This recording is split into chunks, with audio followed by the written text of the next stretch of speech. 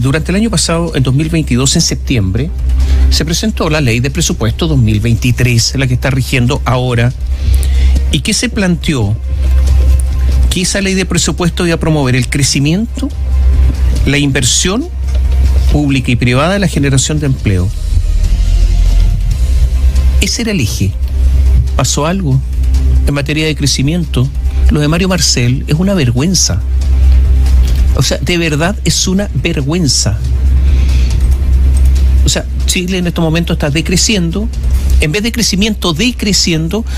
Y ayer en una entrevista en el diario La Tercera, en el suplemento Pulso, dice que en una de esas llegamos a cero, o sea, sin crecimiento. En el empleo resulta que aumenta el desempleo.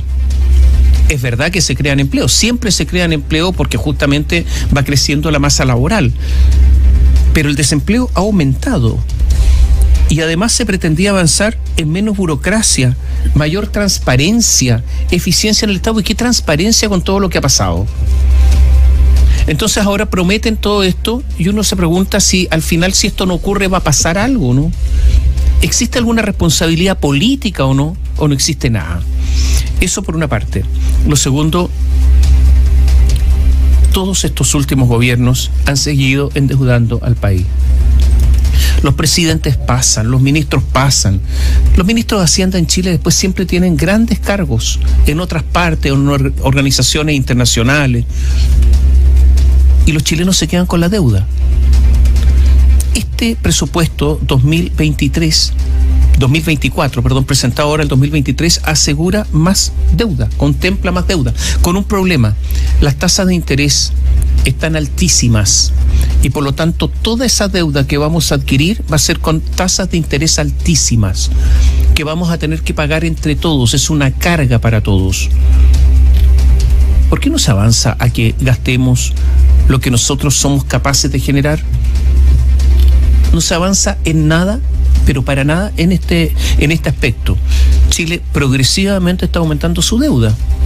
¿Alguien le va a poner término a todo esto? Mario Marcel ya sabemos que no. Y por último, Mario Marcel le preguntan en el diario El Pulso ayer cuál va a ser el crecimiento que estima para el próximo año. Y hay una cosa impresionante para un ministro de Hacienda, yo digo, de cualquier parte del mundo, no se compromete a nada, no contesta. O sea, me imagino que tendrá un número, pero no contesta. Y eso sí que es de verdad una irresponsabilidad enorme en cuanto a transparencia. Yo no conozco ministros de Hacienda, ministros que estén a cargo de la economía de un país, que no tengan una proyección y que lo digan públicamente cuál es su proyección de crecimiento. Una vergüenza realmente, ¿eh? Y eso le ocurrió ayer, más allá de las defensas a Javiera Martínez, la directora de presupuesto, que yo creo que es impresentable, porque ella era una de las personas que tenía que velar por el buen uso de los recursos públicos, y ya sabemos lo que pasó en el caso Fundaciones. Ella es claramente una de las responsables, pero el gobierno ha puesto una piedra de toque. Lo que pasa es que es un tema político. Javiera Martínez de Revolución Democrática, y Revolución Democrática no puede seguir perdiendo funcionarios de alto nivel en el gobierno por un problema de equilibrio político. Y Mario Marcel la defiende porque tiene que defenderla, pero más allá de eso, incluso dio una entrevista muy rara de MOL cuando dijo que Javiera Martínez era mejor en todo, incluso a él, en materia de eficiencia, trabajo, mejor que yo, de probidad. Y ahí yo miré eso y dije, ¿cómo? Más probidad que usted. Desgraciadamente no le repreguntaron eso porque me llamó mucho la atención. Oye, yo quiero agregar solo un dato extra. Estamos hablando de política, pero esto obviamente está cruzado por cifras económicas. Tú mencionabas varias de ellas, pero esta es fresquita. Se acaba de conocer ahora. Acaba de salir y es pésima. Es presupuesto. Ahora, ¿por qué el ministro de Hacienda no se compromete a una cifra de crecimiento para el próximo año? Porque el crecimiento está muy relacionado con el aumento del gasto público. Sabemos cuánto va a aumentar el gasto público, un 3,5%, pero si el ministro dijera que vamos a crecer un 1%, se queda en evidencia el descalce y por lo tanto el aumento de la deuda pública. Por eso no lo hace, y por eso aquí hay toda una nebulosa y una especie de secretismo de las cifras que maneja el gobierno. Vamos a ver lo que pasa, pero yo creo que viene álgido. Al final esto lo resuelven, digámoslo a todos los auditores, muy pocos parlamentarios que son los que saben de presupuesto.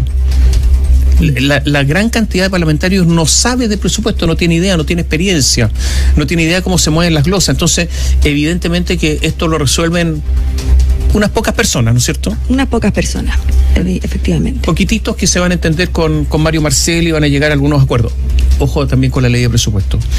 Y esto siempre ocurre. Son los diputados clientelistas los que le dicen, dame esto para yo aprobarlo. ¿Qué dame qué? Algo que yo quiero hacer dentro de mi distrito, una obra que después puede decir, yo fui el autor de esto, yo promoví esto. Y empieza el clientelismo, va a empezar, porque sucede todos los años, de los parlamentarios que quieren obtener una pequeñita cosa para que su voto sea a favor. Así que todo eso, toda esta negociación está también salpicada por estas pequeñeces.